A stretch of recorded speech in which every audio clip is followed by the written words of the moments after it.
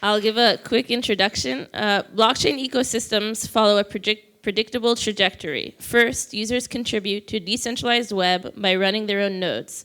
Soon, they become reliant on centralized providers for more practical and scalable service. How can Web3 resist the convergence towards centralization at the RPC layer? Yair? Thank you.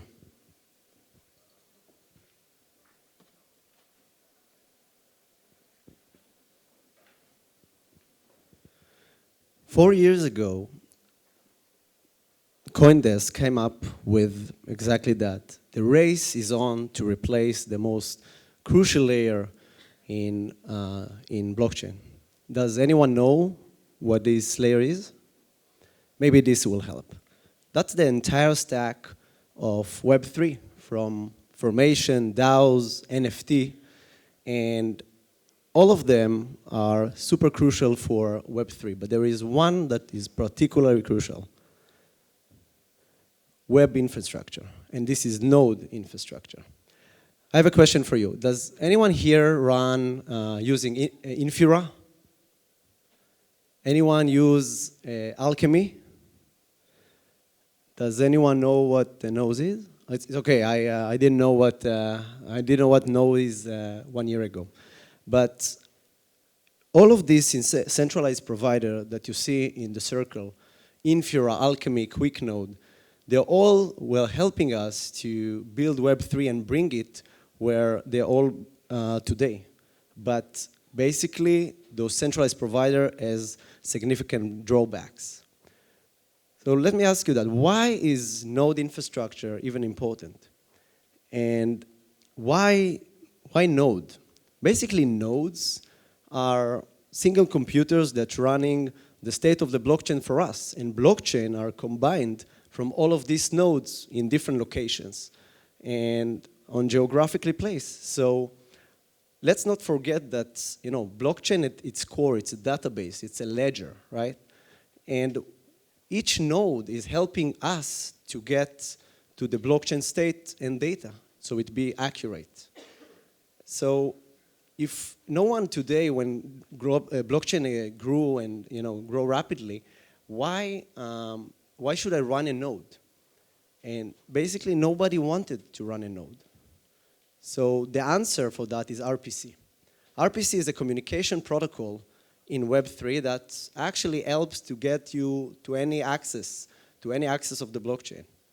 And today, if you open a wallet, use a DEX, trade on a DEX, all of them are using this RPC communication protocol in order to get to the blockchain data. Now I want you to imagine a park. A beautiful trees, flowers that you've never seen before. This park is the Web3. This park is what we have today. And imagine that the gate to the park is your node. And if you want to access this park, you need to run your own node or to access your own node. So if you think about that, node 1 was the initial phase of blockchains. And it was when everyone was running their own nodes. The ideal of Web3, permissionless, trustlessness, were all occurred there, but it was not scalable. And as the blockchain data grew up and the storage of each and every node had to grow up, nobody wanted to run its own node. So then node 2 came.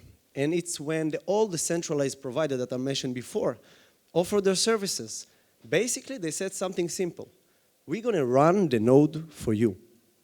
And they reduced the barrier to entry for everyone, for dApps, wallets, everyone who wanted to build something on the blockchain, they're going to use the centralized provider.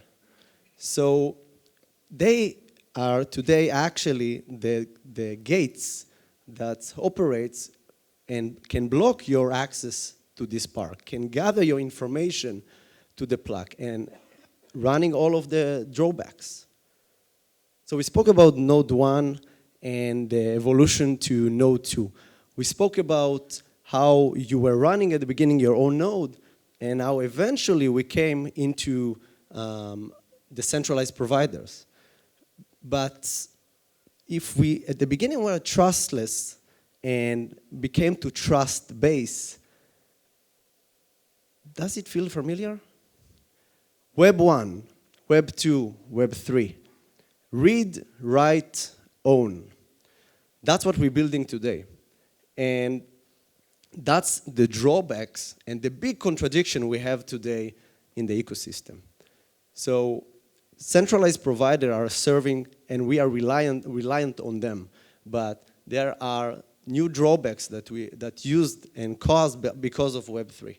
And that's single point of failure, trust assumption, privacy, and censorship.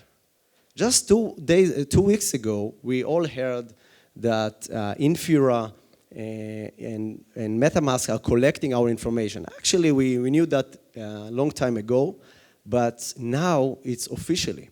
And we all remember in the summer where Tornado Cash was censored. So all of this is to remind us that if the ideal of Web 1, Web 2, Web 3 is privacy, trustlessness, and permissionless, but not scalable, we're moving to Node 2 when we have trust-based assumptions, so super scalable, but not the ideals and values of Web 3. Basically, if we think about that, we're trying to build Web 3 with a Web 2 solution. And patching a Web 3 to Web 2 solution to Web 3 simply doesn't work.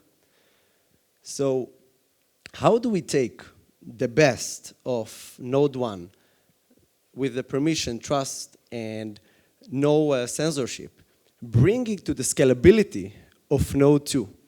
What's the missing link? We believe it's Node 3. And in Node 3, the solution is a peer-to-peer market of nodes where everyone can get the access to node randomly without the need to give up their privacy. And it also brings accountability for the infrastructure.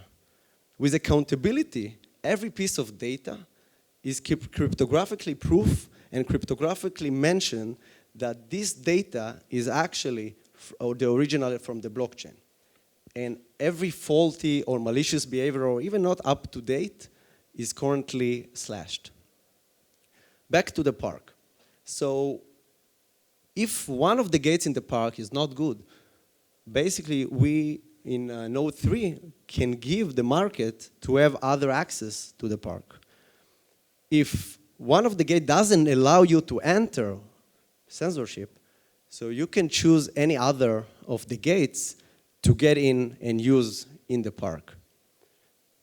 The same way that you move into the park, you don't want people to collect information from you because it's a violation of the privacy.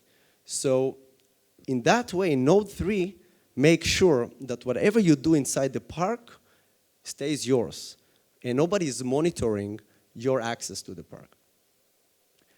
When you think about the park itself, you want to know that each leaf in the park, each of the amazing trees and flowers there are actually real and not just fake. So this should be also part of the Node 3, which brings you the ability to know that everything is getting real there. Everything that you touch is with cryptographic proofs is actually there.